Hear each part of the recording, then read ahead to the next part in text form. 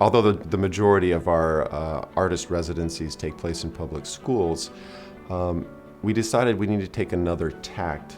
And with IUP College of Education having such a national reputation for quality educators, we thought we needed to look at how we can influence those future educators with arts integration. What the concept was behind this residency was that we would work with non-art educators and get them excited about the idea of what arts could do in their curriculum. In a developmentally appropriate classroom, play is an acceptable way of teaching children. And so it's very important that teachers are prepared to give them the kinds of experiences that they need, including play. And that's very important right now because it seems as though there's such an emphasis on testing. I knew I could offer them techniques that they could easily incorporate in the classroom that would boost their kids' self-esteem, not crush it, and not make it so that they compare themselves with others, but consider their own art unique and worthwhile. She stressed a lot about process over product, which means, having fun with the way that you make it rather than trying to make something that's technically perfect or technically good. And especially because I'm going to be working with students with disabilities, a lot of them aren't going to really have the ability to make a product that might not look up to par with other students on their grade level. So it's so much more important to focus on how they feel and how they're working on it, rather than what it looks like at the end. Over the course of all the art experiences, the paint-intensive experiences that I gave them, I noticed that, one by one, they were becoming more relaxed with just enjoying the process and the expression. I looked forward going to that class just to sit down and paint, not have to sit there and copy notes from a PowerPoint or from the board.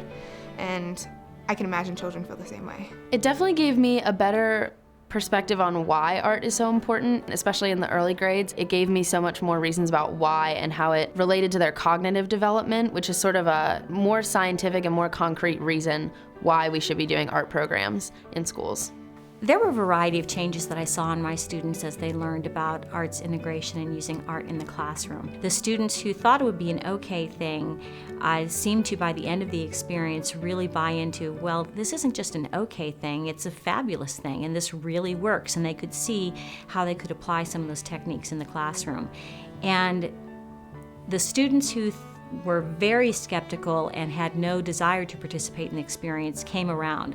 One of them in particular took almost the entire residency to come around, but when she did, it was a fabulous light bulb experience, and you could see the transformation take place in her.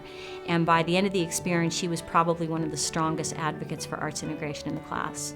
And there was the one last holdout who just was so frustrated. She did not want to even do the project.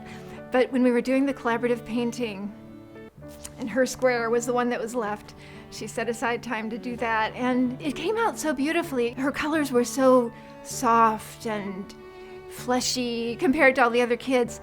I think she became inspired seeing that her own square had a unique, beautiful quality of its own, and she literally said that she was going to go home and buy paint. I said, yes, we did it.